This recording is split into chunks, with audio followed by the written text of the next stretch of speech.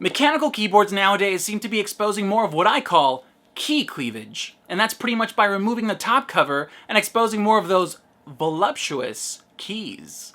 This is the BlackWidow X Chroma by Razer. Well, this is the box. I already opened it.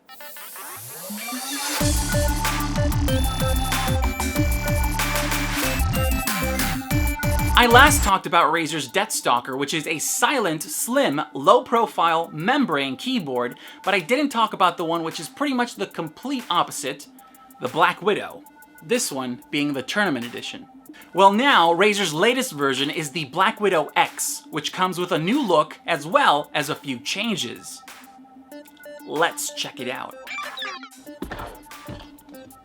As always, Razer is very much on point with the branding on their packaging. It's not difficult to find their stuff when you walk into a store because of that bright green of theirs. So on the front, we of course have the keyboard. Then on the top right here, we have the Razer logo. Below that, powered by Razer Chroma. Then of course we have Razer BlackWidow X Chroma on the bottom left in that new Razer logo, which I really love. They also have this cutout so you can test out the up, down, left, and right keys. Great idea, lets you decide right away whether you like it or not just by the feel of it. So overall, very nice and clean job on the packaging. The logos around the keyboard image are easy to spot and read. Love that kind of simplicity, great job. And then on the other side, we actually have some information.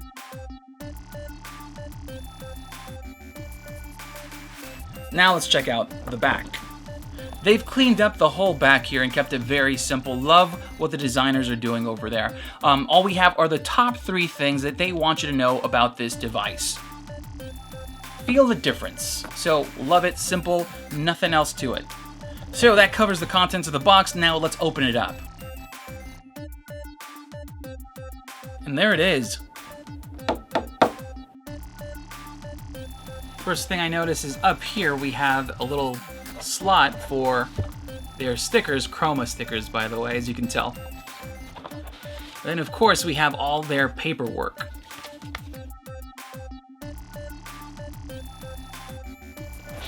And this box hides the cable.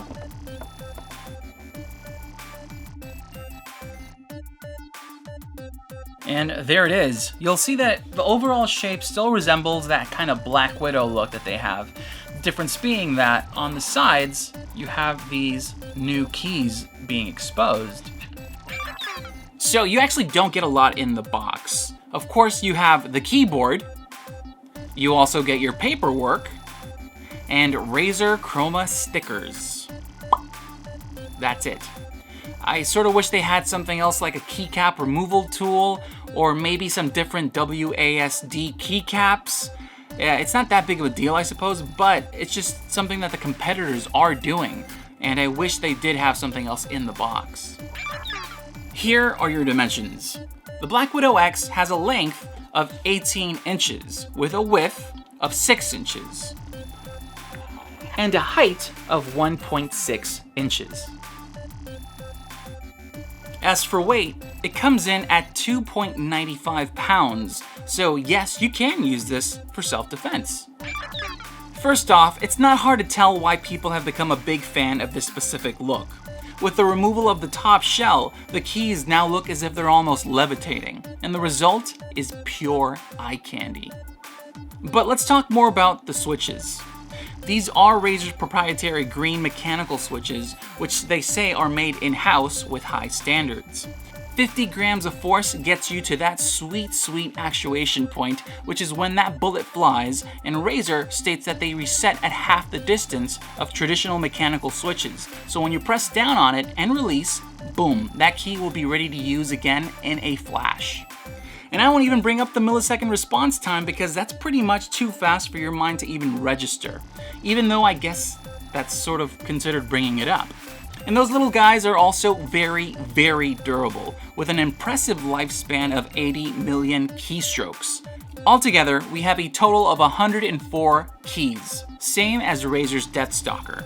The previous version of the BlackWidow had 109. Using basic quantum mathematics, that means 5 keys are gone, and those are the previous macro 1 through 5 keys, which were on the left. I'm also a big fan of Razer's TE or Tournament Edition keyboards, which remove the numpad for a smaller size keyboard, such as this one right here. Reason I decided to upgrade with the numpad was because it comes in handy for my line of work.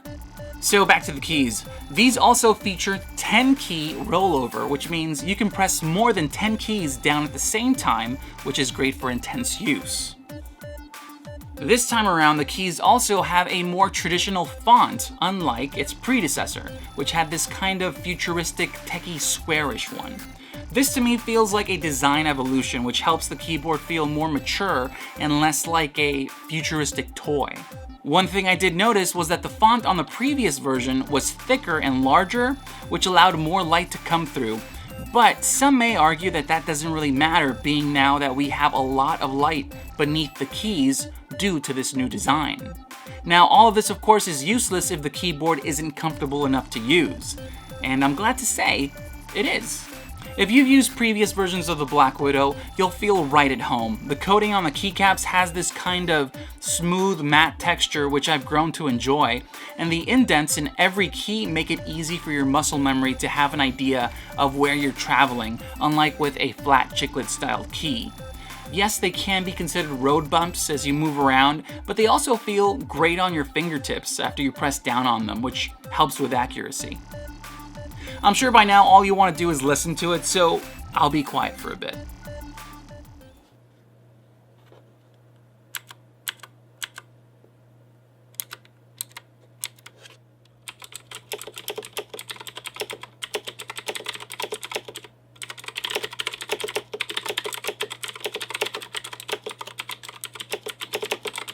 As you can tell, they're very loud. That clicking sound is definitely satisfying, and it serves as a way to reassure you that yes, you just pressed that key correctly. There's also this underlying confidence which you normally don't get with a run-of-the-mill keyboard. On the other hand, as someone who also records a podcast and streams on Twitch, using a cardioid condenser microphone with low gain, you can still hear these keys. But it's for situations like that, which is why I also have the Deathstalker keyboard. Love it or hate it, it all comes down to personal preference. So what makes gaming keyboards different than an average keyboard is also customization. On-the-fly macros are easily accessible by pressing the Function and F9 key.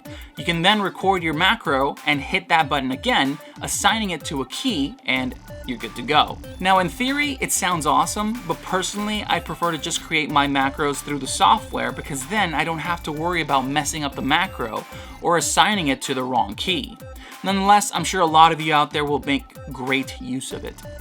Macros aside, you can also save multiple profiles per game, and you can assign them a shortcut which allows you to easily switch between them. And even better, you can link a program which activates that profile for you when in it. Speaking of software, with Razer Synapse you can customize all of these fully programmable keys to do all sorts of fun stuff, be it from assigning them to mouse functions or macros, to disabling the keys you hate, such as the annoyingly placed left Windows key. But Razer has known about that, and their answer for it is gaming mode.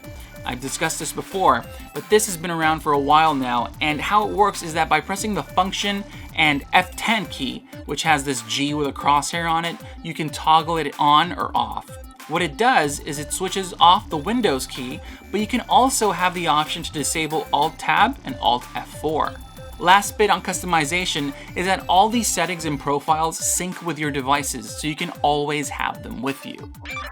So like with almost every new Razer product these days, the BlackWidow X is powered by Chroma, and all those settings are once again controlled through Synapse. I've talked about Razer's Chroma lighting before as well, so I'll keep it short this time so I can focus on the Chroma workshop. 16.8 million colors are available, but if you're like me, you'll keep it static to 1. Yes, I realize how boring I am, but don't worry, when there's people in the office, I quickly change it to something more exciting. For the most part, the colors look amazing. I only wish the white was, well, whiter, because it has this slight blue tone to it that almost comes off like a light purple. I'm guessing that's caused due to the plastic surrounding the LED. Every key here illuminates, including the Razer logo, and now the spacebar. They added this accent line to it, so now it too can join the Chroma party. You'll notice on the top right here, we now have dedicated status lights for our locks and modes. This means those keys will no longer light up in a different color to indicate that they're toggled on like in previous versions. All of that happens up here. And no, these do not light up with effects. They just stay static and green. And a quick side note, sadly the labels, which seem to be laser etched below those lights, are extremely difficult to see unless you have the right lighting and the right angle. As you can see, the very bright LED is located right above the switch. Once again, pure eye candy. There's 3 modes of brightness: dim, normal, and bright. Using Synapse or the function shortcuts allow you to adjust between them. I do wish they had a shortcut dedicated to just turning off the lighting, because currently the only way to do so is by holding down the dim shortcut, and going from bright to off takes about 5 seconds, even if you tap away. Unlike the Deathstalker, the BlackWidow line is fully decked out with every option available through Chroma. You have 7 modes of lighting, which I'll show you right now. Breathing, where the lights slowly turn on and off, or switch from color to color. Reactive, where they turn on as you use them. Spectrum cycling, which makes use of those 16.8 million colors. Starlight lights up random keys on and off. Static, pretty straightforward. The always favorite wave. Ripple, which I love for a few seconds but then get extremely annoyed by right after. Most of those modes have a ton of customization options, and you can even layer them with one another. But this next part is what I'm extremely excited for. Recently, Razer introduced the Chroma Workshop, and with it, things get very fun. They have official game integrations, which are presets for specific games, and they get very detailed, such as in Call of Duty Black Ops 3, when you take heavy damage, your Chroma devices glow red, or when you score a kill, all of them turn green. I'm really glad to see them supporting Chroma like that. They also have Chroma apps, such as an audio visualizer, which lights up based on the music you have playing, and one which lets you play Snake. Yes, Snake. On a keyboard. And finally, they have profiles that users have submitted, which you can try out for yourself. I am a huge fan of that because I am also lazy, and now I could just pick a favorite and be done with it. The keycaps are made of plastic, but coated in a way that makes them very easy to use. And each key is made up of 4 layers. As I first mentioned, we lost the top cover, exposing the metal mounting. Razer states it's military-grade metal top construction, and it feels fairly cool to the touch. Big fan of that, and I can say that I do not miss the plastic shell at all. Fingerprint-wise, that metal is very difficult to have them show up on, unless you shoved your hands in buttery popcorn, I suppose. It fares way better than the plastic cover from before. Even the keycaps themselves barely show any fingerprint residue, so overall, I'd say it passes the fingerprint test. I also want to bring up the cable. It is a braided fiber cable, very strong, pretty thick, but overall really sturdy. There is one issue with it, but I'll get to that in the next section. Another thing is that Razer's tournament editions have a removable cable, which is great for switching keyboards in events or traveling, but more importantly, if anything happens to the cable, you can simply replace it. I wish they did that for this version, because if anything happens to the cable, the whole keyboard is useless. So let's talk about what's on the back. We have 5 fairly small rubber feet. Typically, I always prefer larger ones, but these work pretty well, and I've yet to have the keyboard move on me while using it. Like previous versions, we also have 2 plastic feet with rubber beneath them, but I personally never use them. Up here, you'll notice that we have cable management routing, which helps keep the cable nice and neat, be it from the middle, left, or right. The problem is that some, including myself, have been noticing that the teeth, which help keep the cable in place, seems to also dent it, and in some cases, tear it. Now, as to how big of an issue that is yet to be determined. I don't really move it at all, so it may never become a problem, but if you're someone who's switching it around or adjusting it all the time, there's that slight chance that it may affect the connection. Realistically, I'm guessing that has a very, very small chance of happening. As with any product, we do have some pros and cons, so let's go through them. Starting with pros, our first, of course, goes to the look and feel. Not only is the updated look pure eye candy, but it just feels really well made and high-end. Next up, mechanical switches. I've really grown to like Razer's green switches. They feel and work really well, and I'm very glad to hear that they're made in-house.